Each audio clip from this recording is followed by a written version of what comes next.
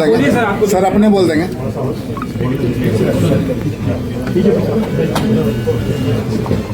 साथियों, आप सबने देखा और आज के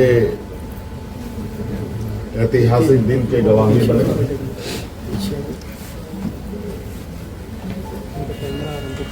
आज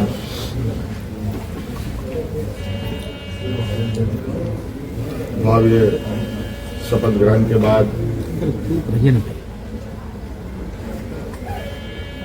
नई सरकार गठन के मार्ग प्रशस्त हुए हैं। उसके पश्चात आज हम प्रोजेक्ट भवन में आए हैं और बहुत सारे बिंदुओं के साथ पदाधिकारियों को निर्देश भी दिया गया। उनमें से कुछ महत्वपूर्ण बिंदु हमारे सामने थी जिसका हम लोगों ने निष्पादन किया। आप सब लोगों ने देखा और आप सब लोगों को मालूम है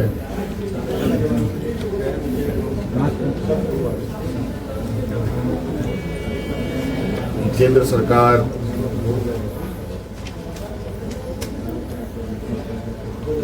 देश की रक्षा हेतु अग्निवीर जैसी कार्यक्रम को चला रही है।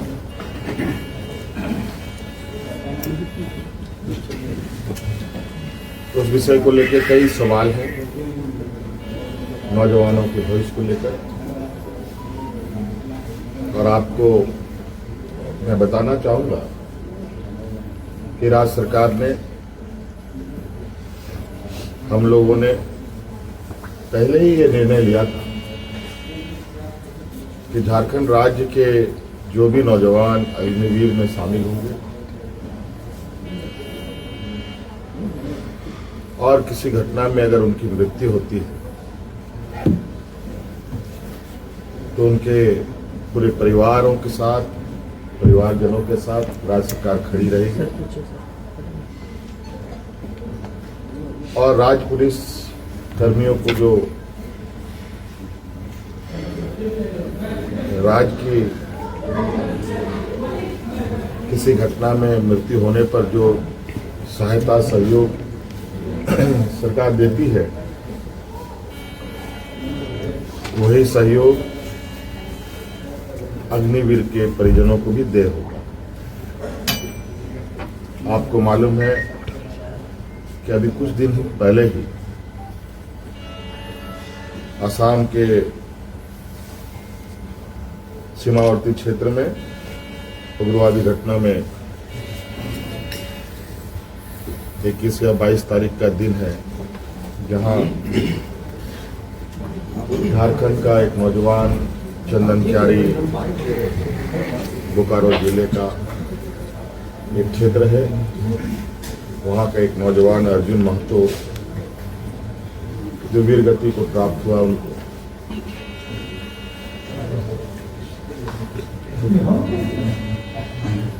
और आज हमने उनके परिजनों को बुलाया। उनके भाई को हम लोगों ने एक नियुक्ति पत्र दिया और 10 लाख रुपए अनुदान भी उन्हें उपलब्ध कराया गया और उनके भाई बलराम महतो बोकारो समाहरणालय में चतुर्थ वर्ग के पद पर उनको नियुक्त भी किया गया।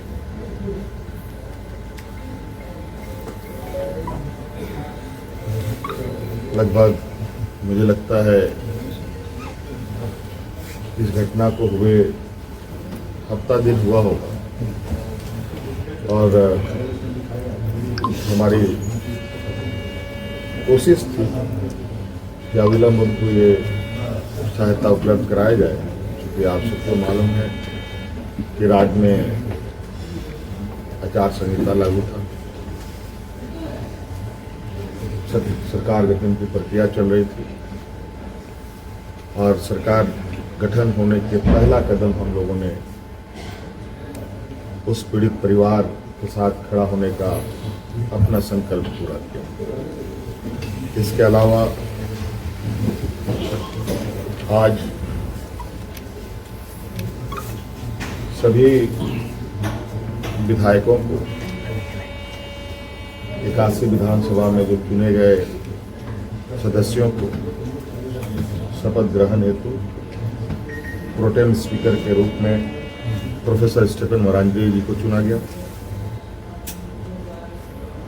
और ये भी निर्णय लिया गया कि आगामी 9 से 12 तारीख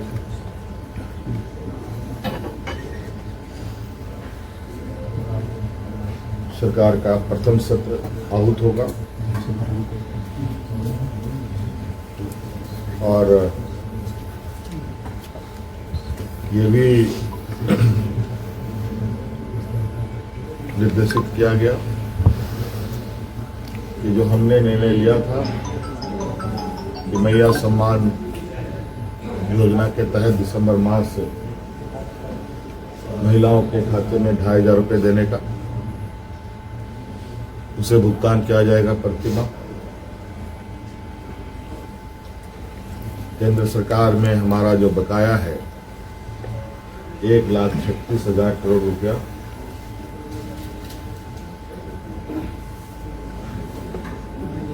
जो केंद्र सरकारी उपक्रमों पर है, उसकी वसूली के लिए कानूनी कार्रवाई प्रारंभ की जाएगी।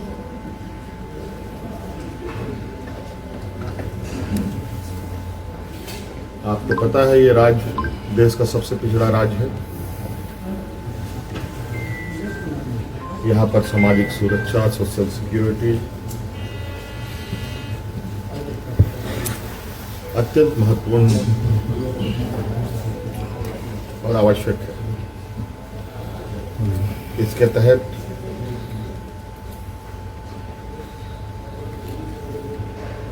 राज्य के गरीब गुरुआ लोगों को उनकी आर्थिक स्वावलंबी कैसे बने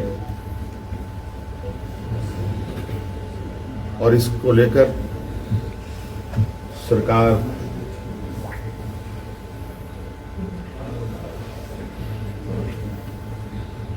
को अपने अपनी आय बढ़ाने की आवश्यकता होगी। इसके लिए नए स्रोत खोजे जाएंगे। खनन क्षेत्र में लागू या चल रहे पुराने करों की समीक्षा होगी और उसमें वृद्धि एवं न्यायिक मामलों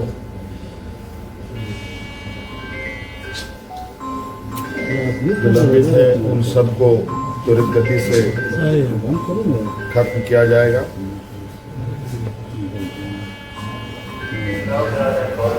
खनन क्षेत्र में कितने अधिक करें बढ़ाई जा सकती है,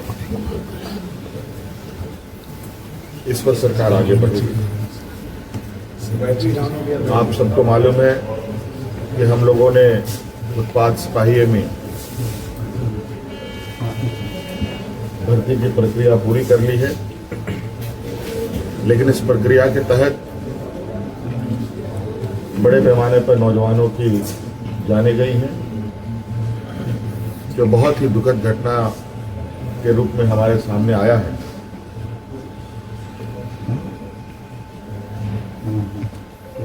क्योंकि भविष्य में भी बड़े पैमाने पर पुलिस की बहाली होनी है,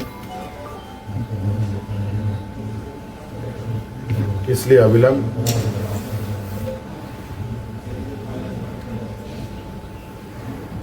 पीछे हुए नियुक्ति में जो घटना घटी है उसकी समीक्षा की जाएगी।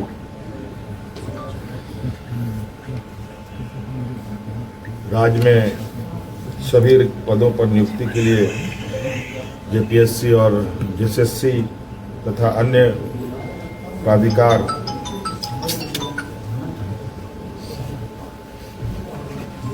1 जनवरी 2025 के पूर्व परीक्षा कैलेंडर प्रकाशित किया जाएगा और जो लंबित रिजल्ट हैं उनको प्रकाशित किया जाएगा। साथ साथ में ये भी निर्णय लिया गया, असम में जो वहां के चाय बागान में बरसों बरस से यहाँ के मूल वासियों को ले जाया जा करके जो वहाँ बसे हैं, जो विशेषकर जनजातीय समूह जो झारखंड मूल के हैं, उनकी दशा एवं उनके भविष्य में दिए जाने वाले सुविधा का अध्ययन के लिए सर्वदलीय प्रतिनिधि मंडल एवं पदाधिकारियों का दल असम जाकर जमीनी स्तर पर अध्ययन करेगी और सरकार को प्रतिवेदन सौंपेगी। ये कुछ महत्वपूर्ण बिंदु आपके हम समक्ष हमने रखा है। बाकी चीजें और भी है जो हम समय समय पर आप सब लोगों के समक्ष अवगत कराने का काम करें। ये फ्लोर टेस्ट